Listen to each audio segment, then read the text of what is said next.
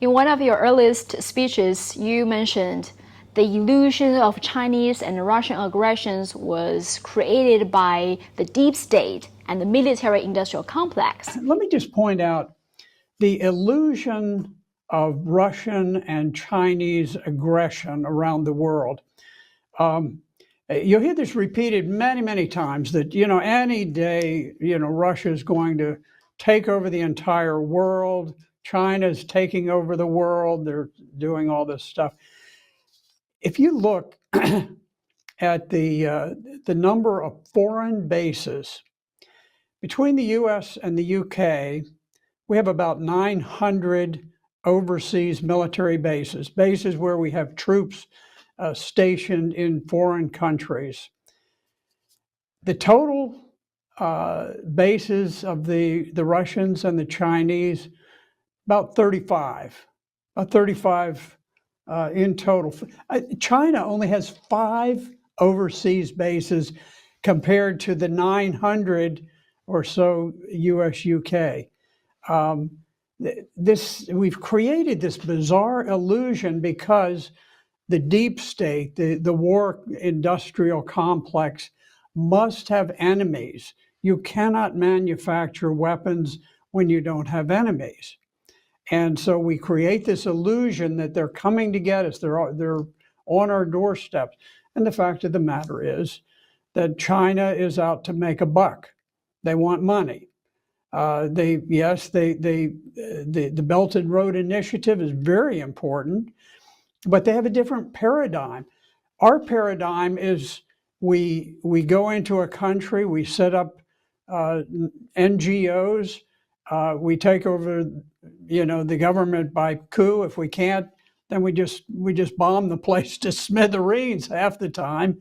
And you compare that with the foreign policy of China, which is you go in, you work with whatever government is there. You're not judgmental, but you make hard business decisions. You make investments, and I think for people who are comparing the foreign aid paradigm of the U.S. and China, they're saying, my likelihood of surviving is much higher if I follow the Chinese paradigm. So can you talk more on that? Because we've seen some Western governments and Western media are depicting China as this evil force that will soon take over the world. How do you see this narrative on China?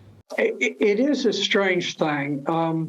China has very little military force outside of its borders, extremely little. I mean, it's almost negligible.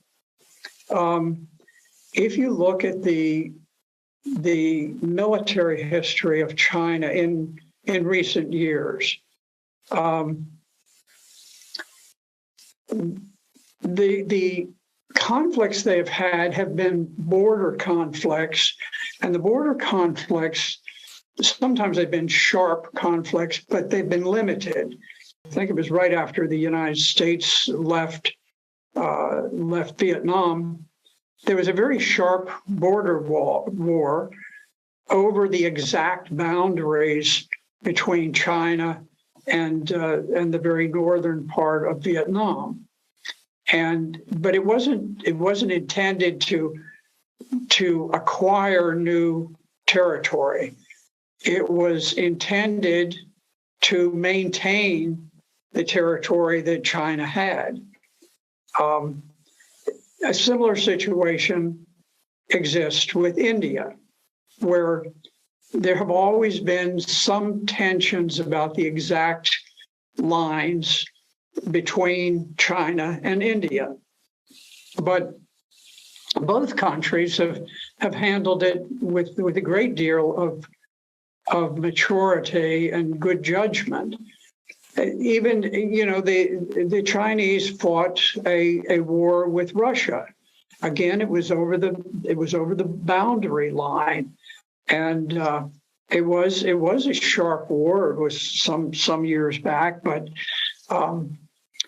it wasn't designed where the Chinese were trying to attack and seize some great area within Russia. It was to define the border. And so you compare that with nations that go to the other side of the globe and conduct wars there. It's a totally different situation. And so I think that these wars that are fought far from a nation's own borders they're not helpful to world peace. They're not helpful to world trade.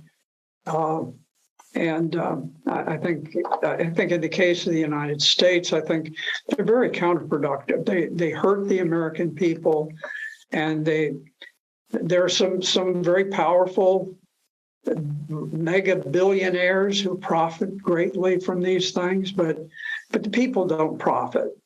So I think yes, there is certainly an illusion that is created by militarists who very much want to provoke a continuing state of tension, which I don't believe is necessary.